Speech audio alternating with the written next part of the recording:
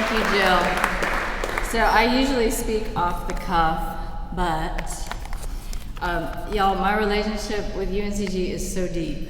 So I wanted to take the time to write a few things. It's been great to be back here and to meet you, Dean Alexander, and to meet so many of the new faculty there at UNCG. Jill is the only faculty member that was here when I was here. And I graduated in 1996. I think there might be a typo in the program. So forgive me if I refer to this periodically. But this place is so, so special to me. I'm so humbled to receive this honor and to be in the company of so many other prestigious people in their respective fields. But UNCG is such a special place in my heart, and I have so many memories of this building. I took a ballet class in the pool here with a graduate student who I'm still a dear friend of. But I did start my dance training right here at UNCG, as Jill indicated, and I'm going to tell you that story, which hopefully will be entertaining for you. So prior to enrolling at UNCG, I was a metalsmith. I crafted and repaired jewelry, and I spent my days kind of hunched over a jeweler's bench. I did not intend to go to college. When I finished high school, I thought I would just become a craftsperson. But after some time, I realized I wanted some direction, and I enrolled at UNCG, and I was enrolled as an art major. And I had always been an art kid. I was a punk art kid. I was the kid who knew how to draw. I was an anti-conformist, a raging liberal, a risk taker, a momentum junkie, an avid motorcyclist, and I'm pretty much the same person today. Not much has changed. I really like speed. But I had been questioning and pushing against the status quo since my adolescent years, and was very politically minded, so I think it made a lot of sense that I eventually found my way to dance. So I was 20 years old, I was back in school, and I was taking an art history class, which was required for my studio art major, and I was bored to tears. So within that first semester, I dropped the art history class, I changed my major to undecided, and I replaced that art history class with a class called Dance Appreciation. And I said, that sounds interesting. I had seen modern dance before, and I had danced as a kid. I was a figure skater, I had done taekwondo. I was very physically active, but I was very, very compelled and interested in this thing called dance. So I was in a room with a group of people who were in there to fulfill an arts requirement and to get an easy A in a dance class. And I was having the time of my life. I was in the front row, which I never sit in the front row. It's not a punk rock thing to do. Like, you sit in the back and you play it cool. But I was in the front row, I was raising my hand, I was drawing little pictures of dances that I wanted to choreograph. I was so bitten by the bug, like you were talking about, Joe. I was completely captivated, and everybody else, I'm sorry to say, was falling asleep in this dance appreciation class. One of the requirements is that I attended dance concerts, and I found them so compelling. And I was so fascinated because the women were strong, and the men were expressive and vulnerable, and the dancers looked like they were flying. And so that was so exciting to me. And it really just expanded my world in such a seismic way. I was really changed. I was really shaken, and I could not stop thinking about dance. And I don't know if the faculty know this, but I walked into the registrar's office the next semester, and I just changed my major to dance, which you could do at the time. Now you have to audition to get entry into the program, which I probably wouldn't have made it, would not have made the cut at the time. I was very uncoordinated. I could not point my foot. I could not articulate through my spine. So they generously really took a chance on me, and I'm so deeply grateful. And to catch up, I would teach myself to write with my toes so that I could get articulation in my feet.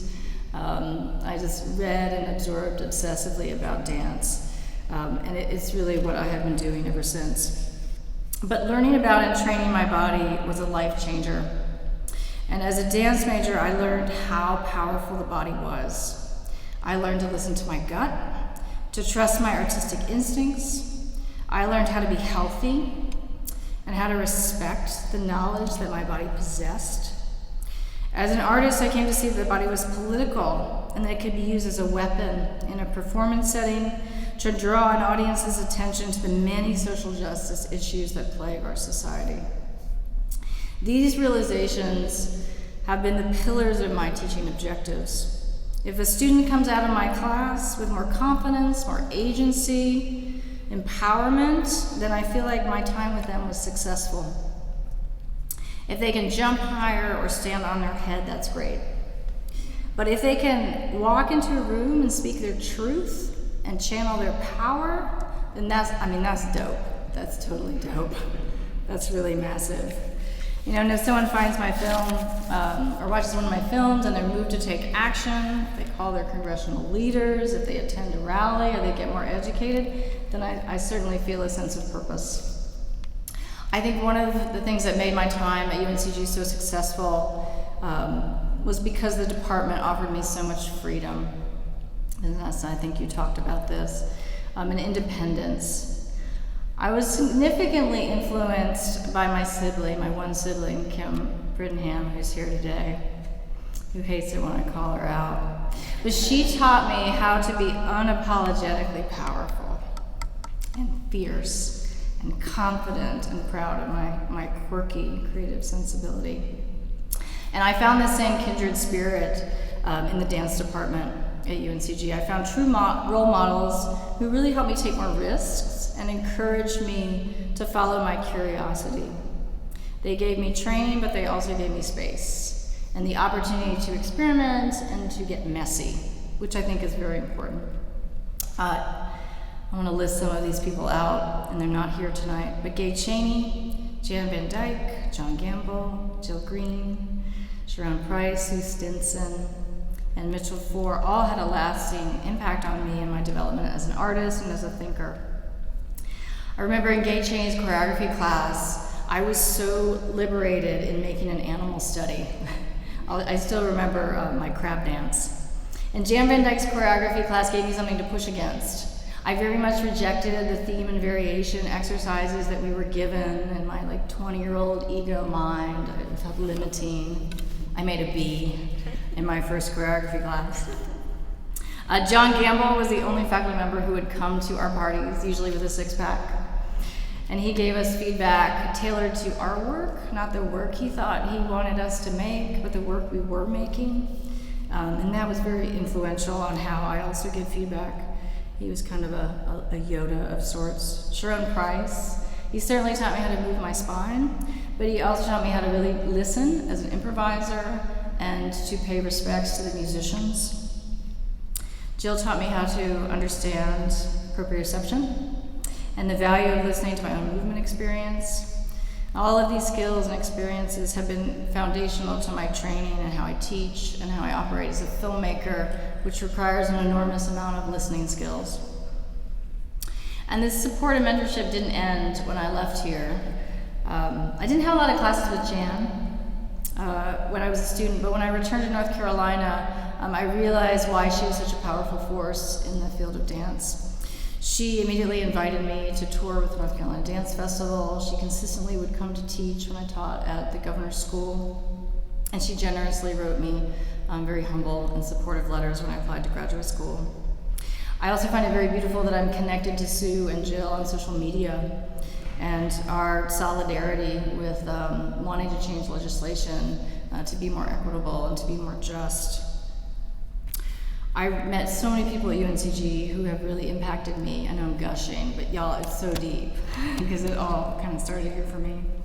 There's many students who've come to major in dance or that I had as students, and I'll just name a few: Cherie Avant, Carlita Ector, and most recently Shania Wilson, who's now a student. My work as a filmmaker also started here when I took my first dance technology class with Kent Bispain. He was a guest artist. It was kind of like I got hit with this second inspirational wave. It was like, wait a minute, I can study dance and visual composition all at the same time. It was very, very, very exciting. And I think my skills as a dancer have been very valuable in filmmaking. My ability to move in my center, to be a smooth camera operator, my improvisational skills, that I am really listening and able to respond quickly to an environment. I owe that all to my dance training. And to be able to connect with people on a very human level. There's something, we all have a body, and it moves, and so there's an enormous amount of empathy, I think, that's available through both performance and the work that I do on film. So I love and respect all forms of art, but I have to say my training as a dancer has made me feel as close as I think I possibly can to what it feels like to be a superhero. So thank you for giving me a platform to reflect on my time here, and for letting me wax on about my time at UNCG. It's been really foundational. Thank you so much.